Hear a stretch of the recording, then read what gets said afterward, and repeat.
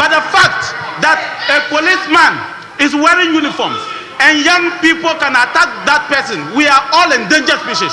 I had no weapon. I had no pepper spray. I only went to the polling station as a national executive accredited by the Electoral Commission to observe elections. We should not allow the few individuals to destroy this country. They are victims of Hawa Koomson gun violence. Today, some of them have been amputated. They are demanding for justice. All the families of the 8 people who died in the 2020 elections, their families are demanding for justice.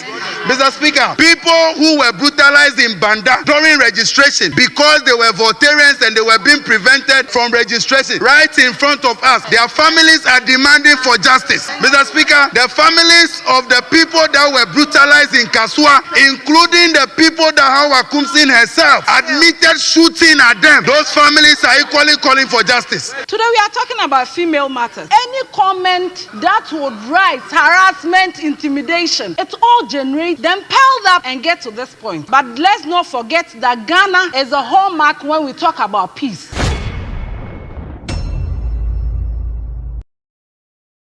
Ebusiafo, me are sure that this particular video will remain free.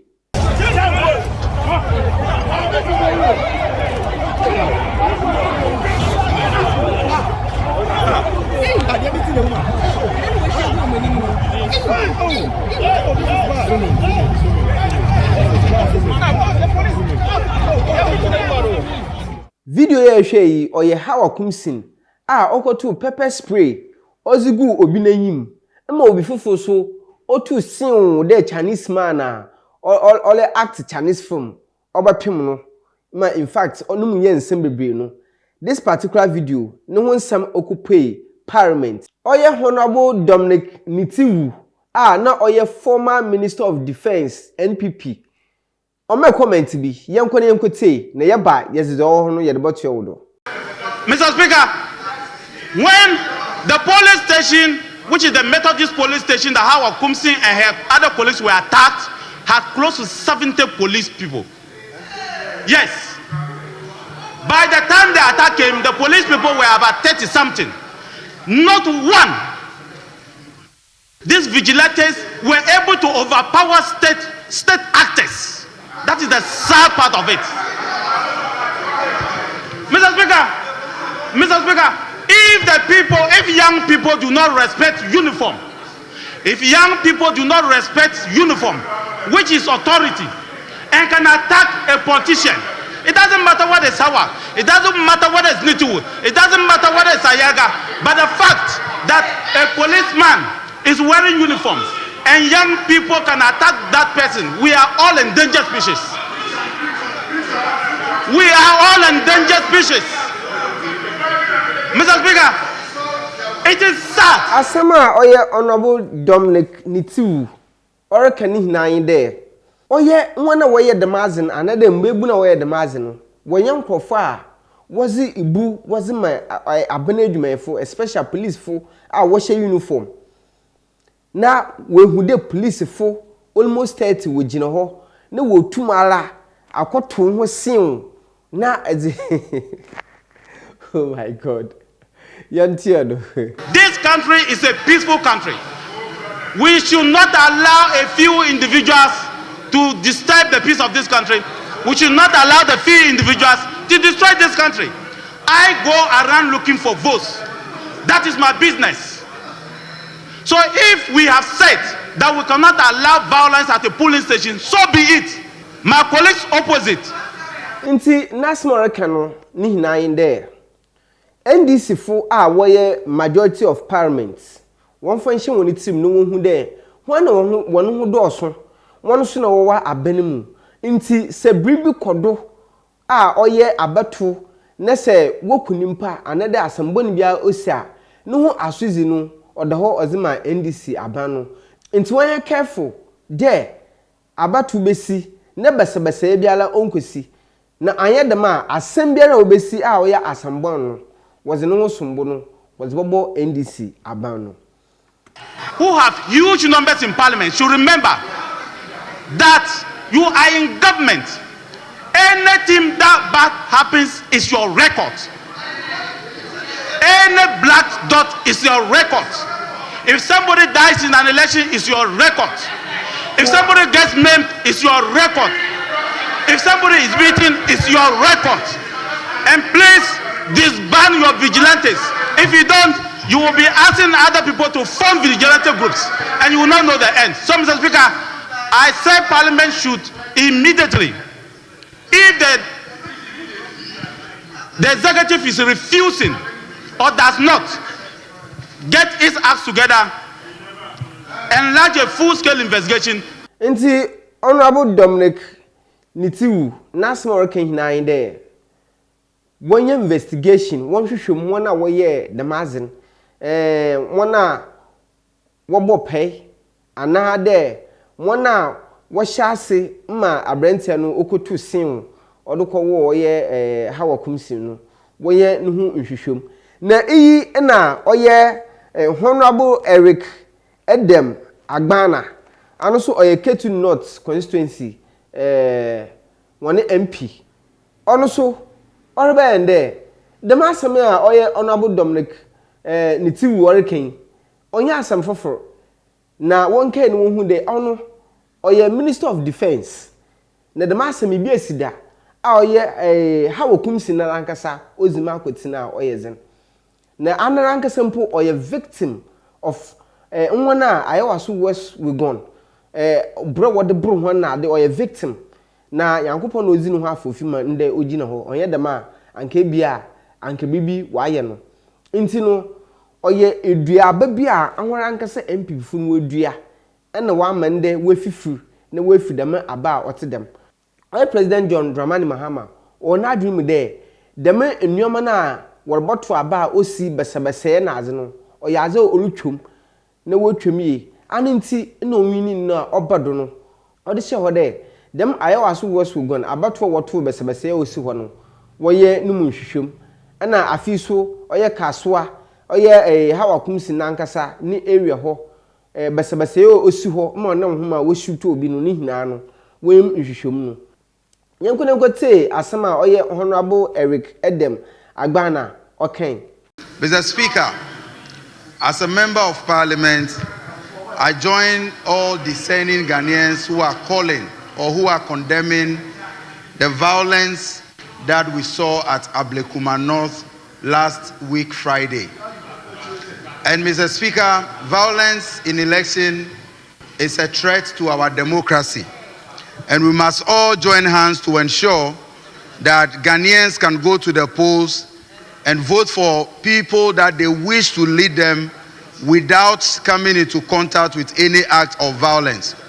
However, Mr. Speaker, I find it very, very intriguing that the call for justice and the condemnation of what happened at Ablekuma North is coming from the minority side. I say so because, just like my honorable colleague, the Honorable Felix Ofosu-Kwakye had said, under the NPP regime from 2017 to 2024, we saw how almost every election organized under them was characterized by violence, and not just violence, Mr. Speaker, state-sponsored violence. Mr. Speaker, I stand here in this house today as a survivor of the January 2019 Ayawaso West Wugon by-election violence. Mr. Speaker, I went to the Legon Hall polling station as a national executive of the NDC, properly accredited by the Electoral Commission. Mr. Speaker, I had no weapon, not even a pen or paper. I had no weapon. I had no pepper spray.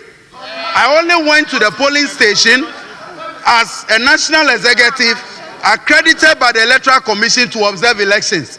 But Mr. Speaker, men cladded in national security apparel moved to me and attacked me. They did so in the presence of the military, and that is why I am surprised that the former defense minister, under whose watch we saw the military used for such pettiness, could today be demanding for investigation. What did he do when he was Minister for Defense? Mr. Speaker, right in front of the military, in front of the police, I was attacked in front of MPP national executives. I have records, their voices, pictures of MPP officials who praised and even mocked Sam George and I that they could have done better or the tax should have beaten us better. Mr. Speaker, I condemn violence, but my point is that he who calls for equity, if you cannot come with clean hands, at least hold a hand sanitizer. What happened to the recommendations of the Ayawa Sowers who gone by elections? So today, if they sit in this chamber and pontificating and pretending as though this is the first time, Mr. Speaker, like I said, I went to the polling station with no weapon, and yet I was attacked. Mr. Speaker, in 2020, I was at Techiman South again as an observer. I saw how people in military uniform open gun on NDC supporters, and the videos are there. I can share for the records. So if today the preaching in this house is as though for the first time we have seen, like I said, I also support the call that let's condemn violence. But like I'm saying, those who are calling for the justice should remember that just like the former minister said, crime has no expiry date. There are victims of Ayawa Sowers who gone violent today. Some of them have been amputated. They are demanding for justice. All the families of the 8 people who died in the 2020 elections, their families are demanding for justice. Mr. Speaker, people who were brutalized in Banda during registration because they were Voltarians and they were being prevented from registration right in front of us, their families are demanding for justice. Mr. Speaker, the families of the people that were brutalized in Kasua, including the people that Hawa Koomson herself admitted shooting at them, those families are equally calling for justice. If we want to see an end to electoral violence, as all of us are preaching, Mr. Speaker, let us stretch our hands in the investigative process and bring to book those men who are even easier to identify because they were in national security uniform. It means it was a state-sponsored vigilantism. All of them must be brought to book. And Mr. Speaker, that level of terrorism in our elections will stop. In conclusion, Mr. Speaker, I have seen that President Mahama is different. President Mahama is different because Mr. Speaker, President Mahama is different because in his first 100 days, he instructed the IGP to open investigations into the killings in the 2020 elections. We are told that the reports are ready. President Mahama is committed to ensuring that everybody who has been a victim of any electoral malpractice or violence, all of those people will get the justice that they deserve. Mr. Speaker, I conclude by calling on the House, especially the Senate members of the House, to join me, pay a minute of silence in memory of Tuareg and the 8 people who lost their lives in the 2020 elections and all other people who lost their lives. Thank you, Mr. Speaker. Enjoy inti ono na Honorable Eric Edem was at one. Ninsam no ni hinayin there. Se MPP fu se Warbaka assembly a oti dem a won hu won san hu there ifi biara oni won san ho ansan wa abo abaka asema oti dem. Ne won ankasa ze waye bone wezi wodue nkofo wezi no won ka ho asem.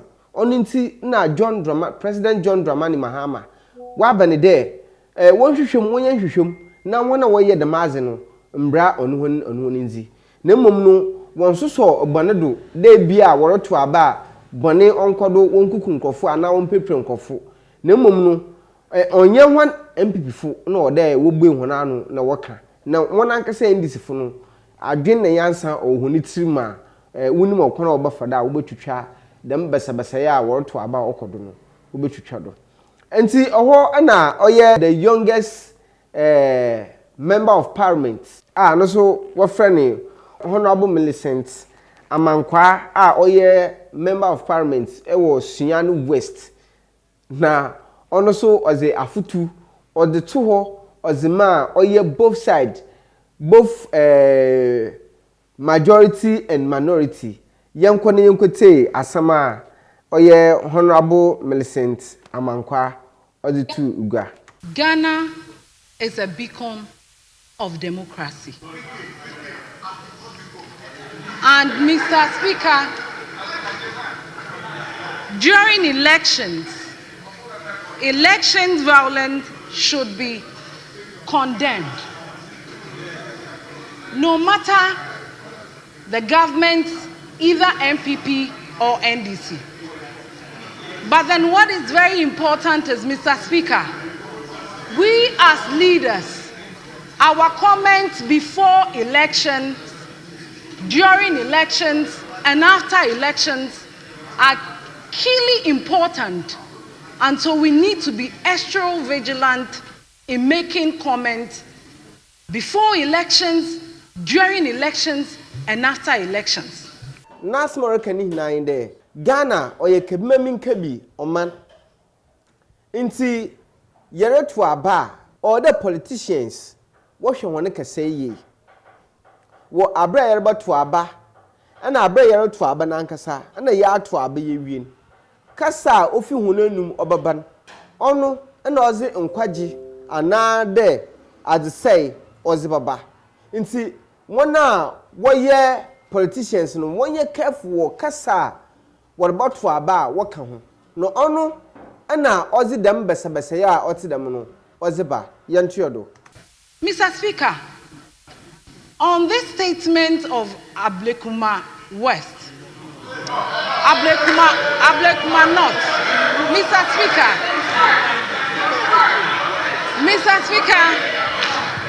it is one thing we should condemn because of the violence that it came up with. But notwithstanding, we would commend the security forces that came quickly to the aid of the former member of parliament. But this is a call to us as members of parliament, since we are discussing it here, that the anti-vigilant bill that we pass, we should check and amend it. We should tighten up any loopholes in it. Because I believe that if it is being well done, we won't be here discussing this matter.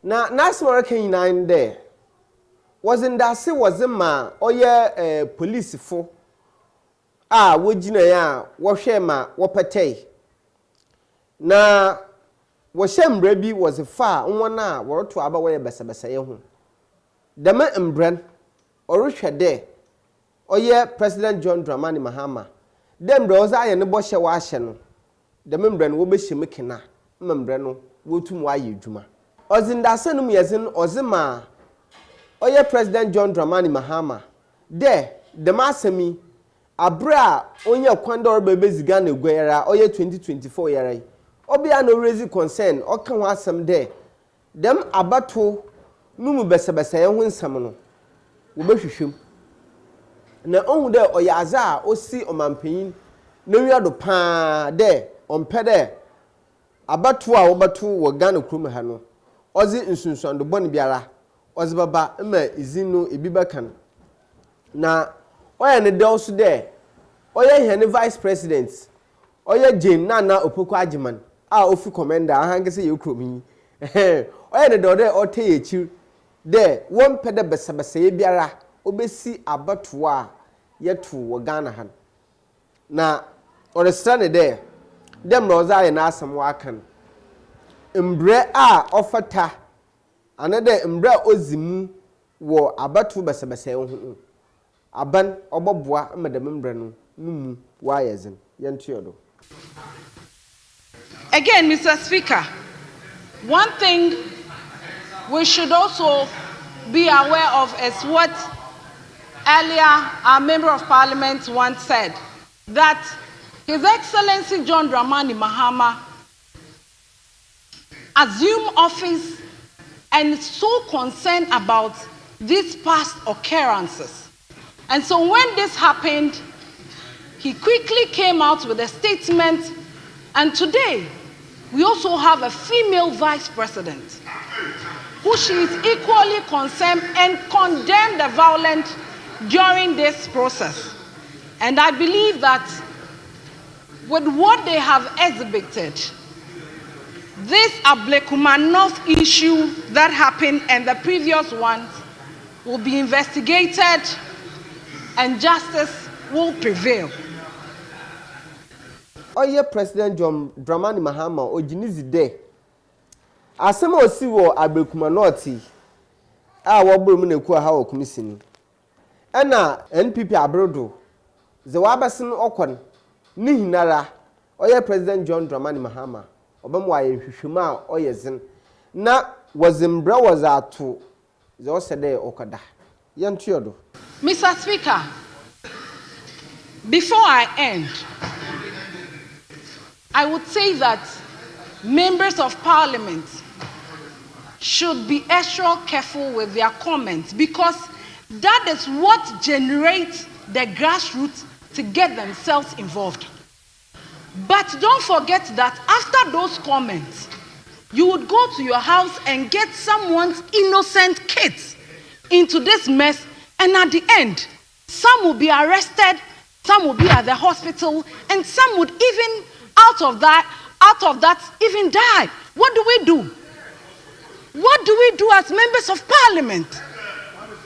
Osana tuyodo de masami oyene mbrisampa oreka no ozache oye mreshe bedwomfo de wohwe ohun ye papa na se oban de wopenkofo mu aye basabasa nkofo mba wetiri nka wonan nka na wakofo na aba na wabe basabasa wo oye abatu ase ebi tumi ofam ohwe no nkwa ebi otumi fam opira obandama wewien na ahon onam de wo nska nti na wapo bebi na wakoda ana nkofo adehye wo pepra wo wuwu na hon woto na worizi honiska aban omo na dwuma da wonya wo hwempo na wonye na wori wie sika no woze ye japade wode ma ho ankase won ho mmehye bedwomfo wo hwe won hu ye oye sister yi no oreka che won ya me na America. And I am very happy that today the youth, which I'm also part, we are learning from this. Today, because he's a former member of parliament, he's being read on the floor of parliament.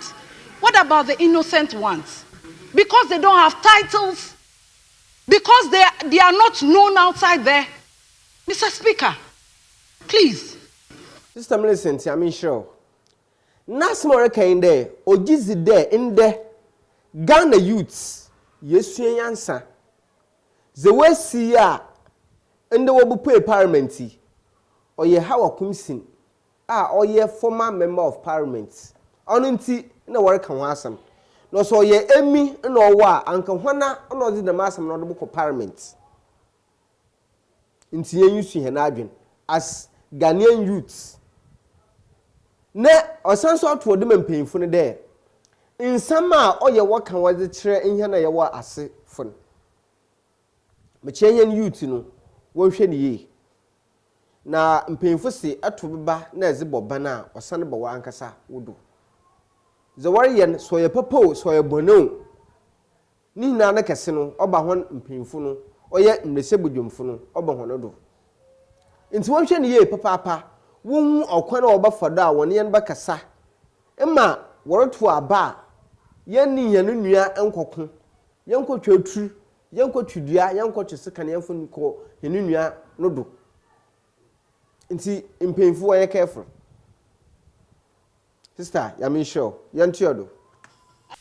I will urge members of parliament. We go out for the elections.